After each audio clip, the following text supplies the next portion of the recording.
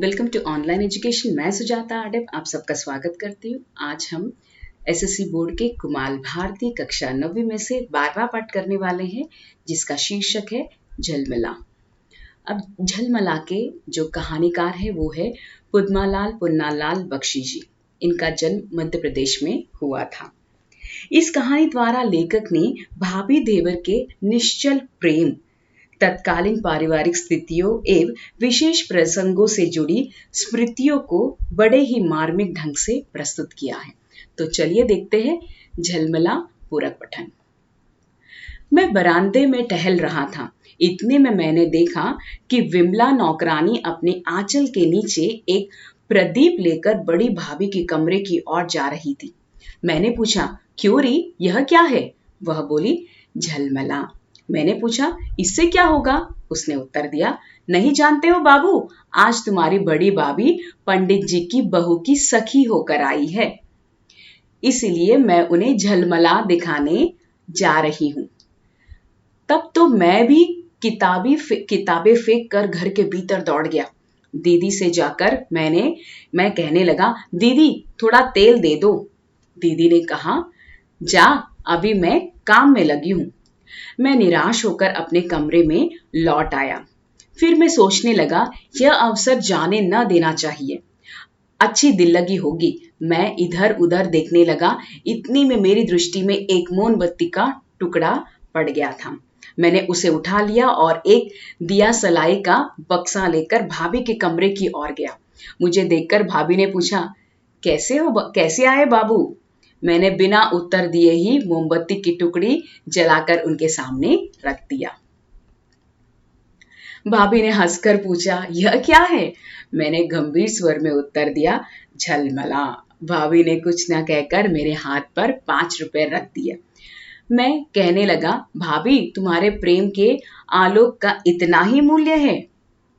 भाभी ने हंसकर कहा, तो कितना चाहिए? मैंने कहा, कम से कम 1 गिनी।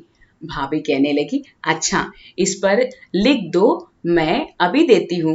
मैंने तुरंत ही चाकू से मोमबत्ती के टुकड़े पर लिख दिया, मूल्य 1 गिनी।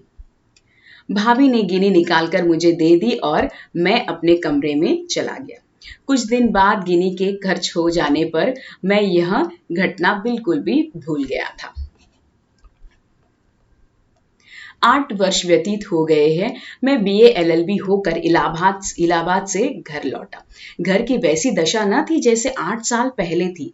न भाभी थी और न विमला थी। भाभी हम लोगों को सदा के लिए छोड़कर स्वर्ग चली गई थी और विमला कंटकी में खेती करती थी। संध्या का समय था। मैं अपने कमरे में बैठा न जाने क्या सोच रहा था। पास ही कमरे में पड़ोस की कुछ स्त्रियों ने कुछ दीदी बैठी थी। कुछ बातें हो रही थी। इतने में मैंने सुना, दीदी किसी स्त्री से कह रही है, कुछ भी हो बहन, मेरी बड़ी बहू घर की लक्ष्मी थी। उस स्त्री ने कहा, हाँ बहन, खूब याद आई। मैं तुमसे पूछने वाली थी। उस दिन तुमसे मेरे पास सखी का संदूक भेजा था। दीदी ने उत्तर दिया, हाँ बहन, बहू कह गई थी कि इसे रोहिणी को दे देना। उस स्त्री ने कहा, उसने सब तो ठीक था, पर एक विचित्र बात थी। दीदी ने पूछा, कैसे विचित्र बात? वह कहने लगी, मैंने संदूक खोलकर एक दिन देखा तो उसमें एक जगह खूब हिफाजत से रेशम रुमाल में कुछ बंधा हुआ मिला। मैं सोचने लगी, ये क्या हो सकता है? कौतूहलवश उसे खोल कर देखा मैंने। बहन, कहो तो उसमें भला क्या रहा होगा? दीदी ने उत्तर दिया, गहना रहा होगा। उसने हंसकर कहा, नहीं नहीं, उसमें गहना ना था, वह तो एक अध जली मोमबत्ती का टुकड़ा था और उस पर लिखा हुआ था, मूल्य 1 गिनी। क्षण भर के लिए मैं ज्ञान शून्य हो गया था। फिर अपने हृदय के आवेग को न रोककर मैं उस कमरे में घुस पड़ा और चिल्लाकर कहने लगा, वह मेरी है, मुझे दे दीजिए। कुछ स्त्रियों ने मुझे देखकर भागने लगे, कुछ इधर उधर देखने लगे। उस स्त्री ने अपना सिर ढकते ढकते कहा, अच्छा बाबू, मैं कल उसे भेज दूंगी।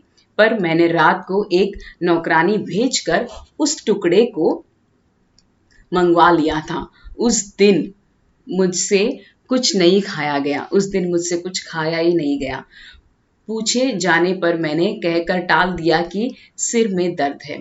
बड़ी देर तक मैं इधर-उधर टहलता रहा। जब सब सोने के लिए चले गए, तब मैं अपने कमरे में आया।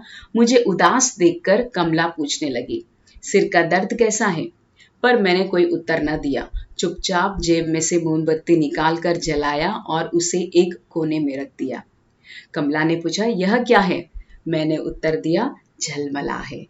कमला कुछ न समझ सकी। मैंने देखा था कि थोड़ी देर में मेरे झलमले का क्षुद्र आलोक रात्रि के अनंत अंधकार में विलीन हो गया। इस तरह से सुंदर सा अपना पाठ यहीं पर समाप्त हुआ। धन्यवाद।